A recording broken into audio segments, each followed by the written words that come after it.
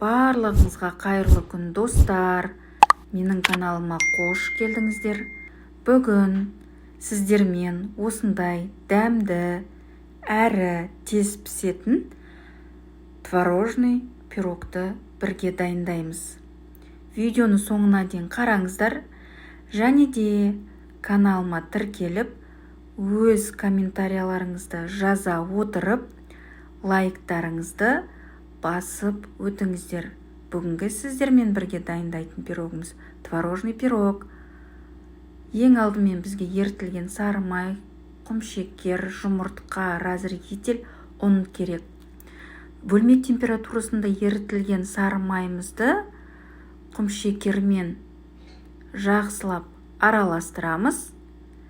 Және араластырып болғаннан кейін осы массамызға бір жұмыртқаны қосамыз.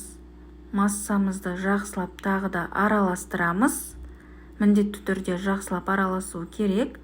Және осы массамызға біздің електен өткізілген ұнымызбен разрыхителімізді қоса отырып, жақсылап әдемі қамырын дайындаймыз. Яғни творожный пирогтың қамырын дайындаймыз.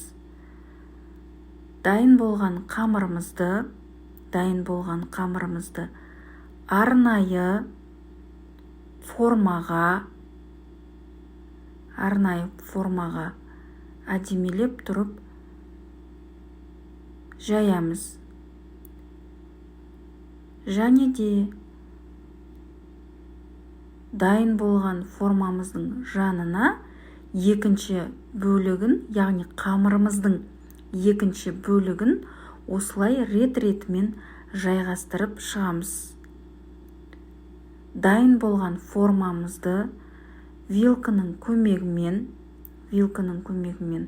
қамырымыз біркелкі шығу үшін осылай вилканың көмегімен реттеп шығамыз. Осы дайын болған формамызды салмамыз дайын болғанша холодильникке қоя тұрамыз. Біздің салмамызға қажетті творог, жұмыртқа, құмшекер және де қаймақ керек.